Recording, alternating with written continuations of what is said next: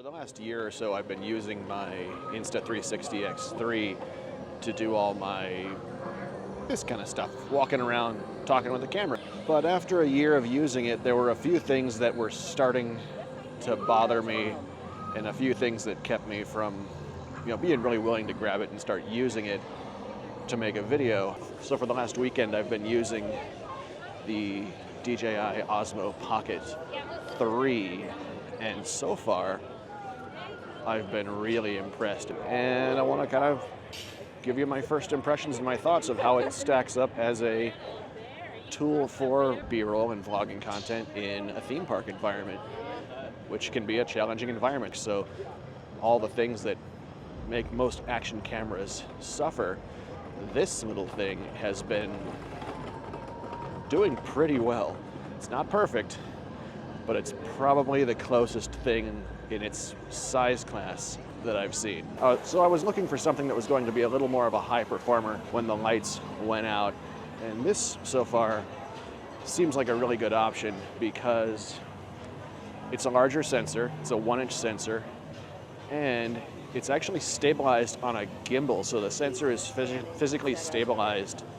It's not digitally stabilized, and so you don't get any of that jiggle or shake or wobble that you get from the Instas and the GoPros and some of the other stuff. So as I'm walking around and bouncing like this, you won't see the background shaking and wobbling.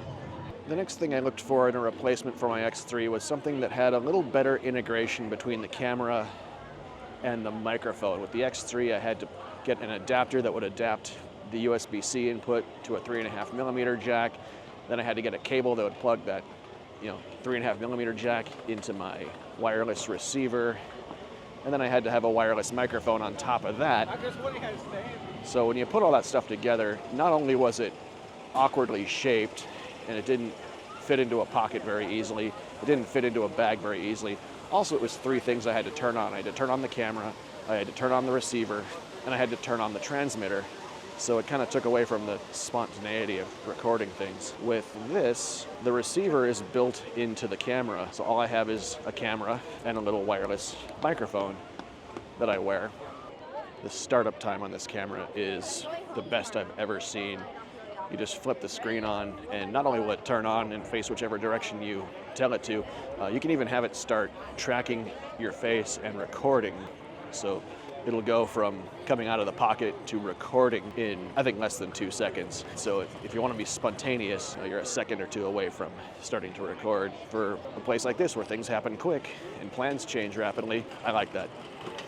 The face tracking on this is really good too, and it happens right here in the camera. It also saves me a step in post-processing because on my Insta360 X3, I could shoot in 360 and then I could import that into software and I could tell it what I wanted to track, and it would then crop and pan and zoom around the frame and track. But that was an extra step. It took away from the spontaneity of being able to shoot something, edit something quickly, and post it. So I'm hoping that one of the end results of this is more content getting posted more quickly, because I know that's always been a thing I've had to struggle with. One of the other things I like is there is a wide-angle adapter, and this just fits magnetically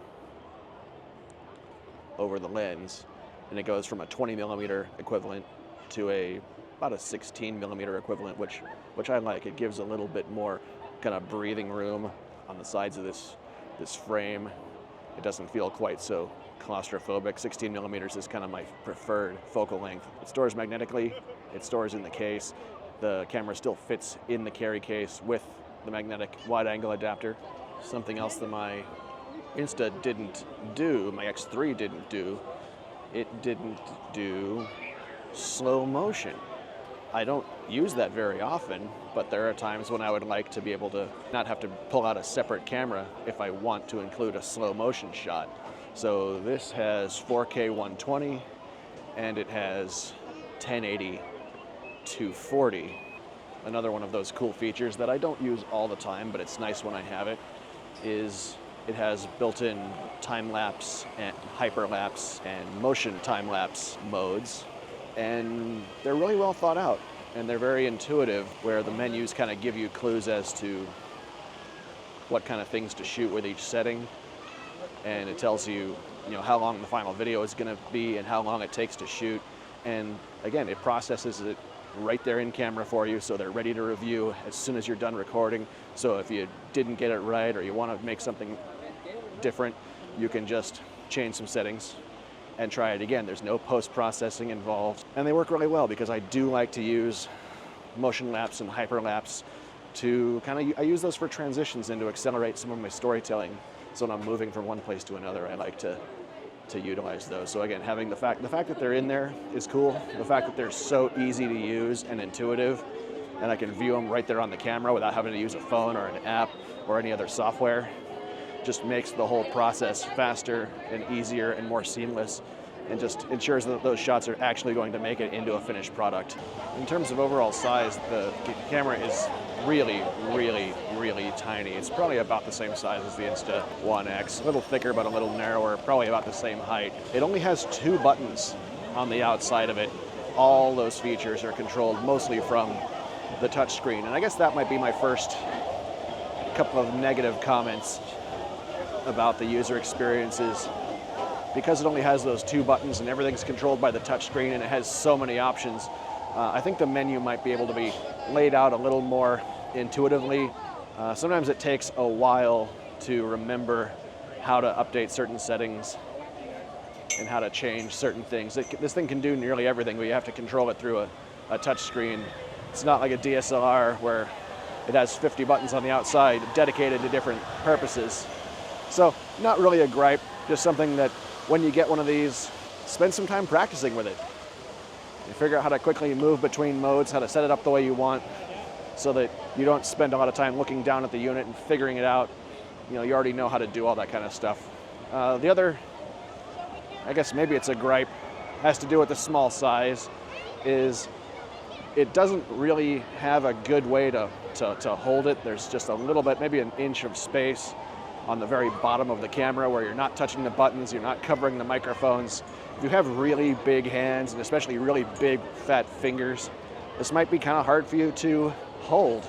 They do sell a couple of accessories. One is a little mounting accessory and one is a battery handle that gives you something to grip.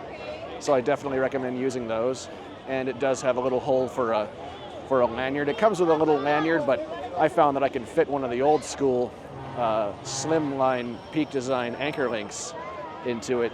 So I have a Peak Design cuff on my wrist, so when I do need to retain the unit, I can just clip into it, and then I don't have to worry about losing it overboard.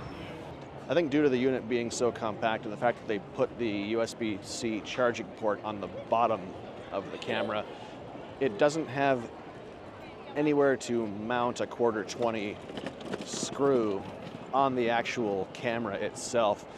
The battery handle and the mounting accessory both have a 1/4-20 built into the bottom, so that's pretty much the only way you can attach this to a tripod or anything else. I think my only other real critique is the battery life and the lack of interchangeable batteries. The battery is built into the camera handle, so you have to either recharge it via a power bank or you have to use the battery handle accessory. I think if they added interchangeable batteries, it would make the camera a little more bulky and not quite as pocketable. It goes through battery life, not quickly, but you definitely don't get a full day out of it. So that factors into your planning. You have to carry a cable and a battery bank and a power handle. Somebody in your group is gonna need a power bank and a cable anyway, so better to have it and not need it. I think the last thing to note is that the camera is not waterproof.